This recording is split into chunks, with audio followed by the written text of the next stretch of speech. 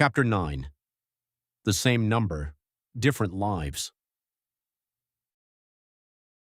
Ellen and Richard drove home from the dinner party without talking much. This was not unusual for them.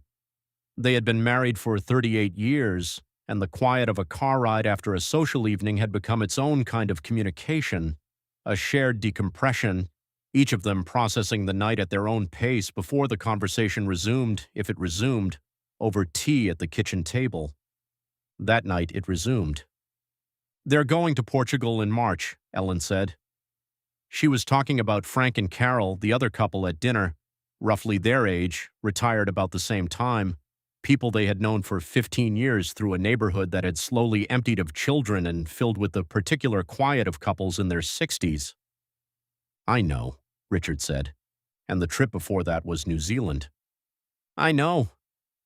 Ellen was quiet for a moment. Then, "When did we decide we weren't doing that anymore?" Richard did not answer immediately. The question was not accusatory. It was genuine. She wanted to know when the decision had been made, because she could not remember making it. They had not sat down and agreed to stop traveling. They had simply gradually stopped. "Frank and Carol have $1.3 million in retirement accounts. Ellen and Richard have $1.4 million. The difference between those two numbers is not large enough to explain the difference between their lives. Frank and Carol travel, they renovate things. They gave their daughter a meaningful check when she bought a house. They spend what they described at dinner as what we plan to spend, not lavishly, not carelessly, but without the particular hesitation that Ellen recognized in herself and Richard when any significant expenditure came up for discussion. Ellen and Richard do not travel. They have not taken a vacation longer than 4 days in 3 years. They discuss large purchases at length, defer most of them, and carry a low-grade financial anxiety that neither of them fully names, though both of them feel it. They are not in financial trouble. Their advisor tells them regularly that their plan is on track. They believe him, and yet. The question Ellen asked in the car, "When did we decide we weren't doing that anymore?" is not a question about money. It is a question about permission, about who granted it to Frank and Carol and why it was never granted to them. The answer, it turns out, is structural. Frank spent 22 years in corporate finance before moving to a smaller company that still maintained a legacy pension. The pension is not large, $1,900 a month, barely covering their fixed household expenses. But it arrives every month without requiring a decision. It does not fluctuate. It does not demand management. It establishes a floor beneath everything else, a floor that Frank and Carol have never had to think about because it simply exists. Ellen and Richard have no pension. Their $1.4 million is the whole structure. Every dollar of retirement income requires a withdrawal decision, which requires a market assessment, which requires a judgment about whether this month, this quarter, this year is the right time to take from the account or the wrong time. They never make a wrong decision exactly, but they make every decision from a position of exposure, the awareness always present that the account is finite and market-dependent and subject to sequences of events they cannot control. This awareness does not paralyze them. It colors everything. A floor changes the psychology of everything above it.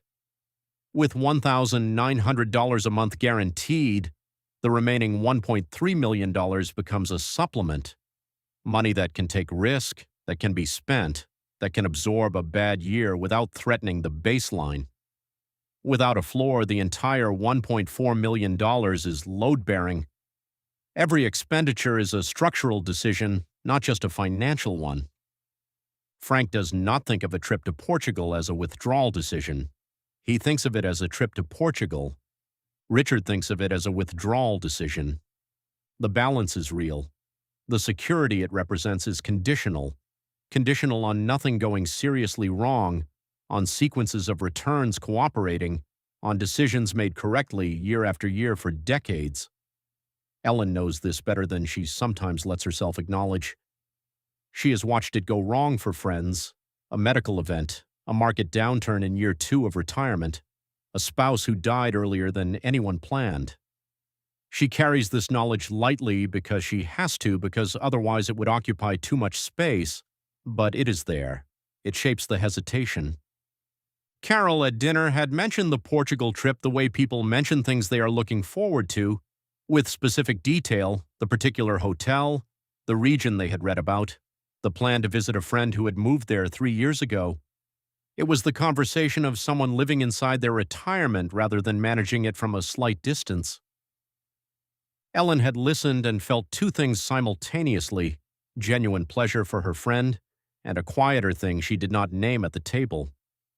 She named it in the car in the form of a question. When did we decide we weren't doing that anymore?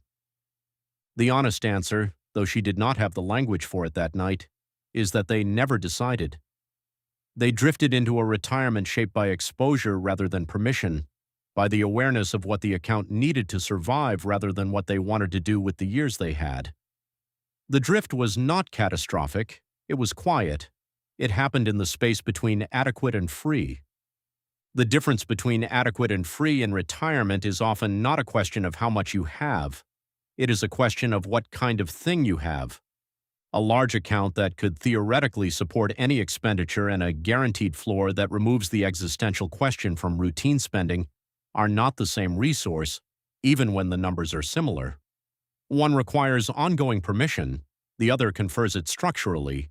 They are managing it conscientiously, carefully, with the discipline they have brought to everything in their financial lives. But somewhere in the management, the living has become secondary. The account has become the primary object, something to be protected, preserved, evaluated, rather than a means to an end that was supposed to include Portugal in March. The question Ellen asked in the car is one that many people in their situation would ask if they named what they were feeling rather than simply feeling it. When did we decide we weren't doing that anymore? Most of them did not decide. They drifted. The drift is the thing this chapter is about, not the absence of money, but the absence of permission that a certain kind of money, structured a certain way, quietly provides.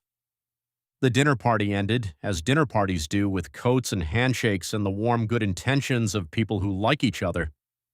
They would do it again.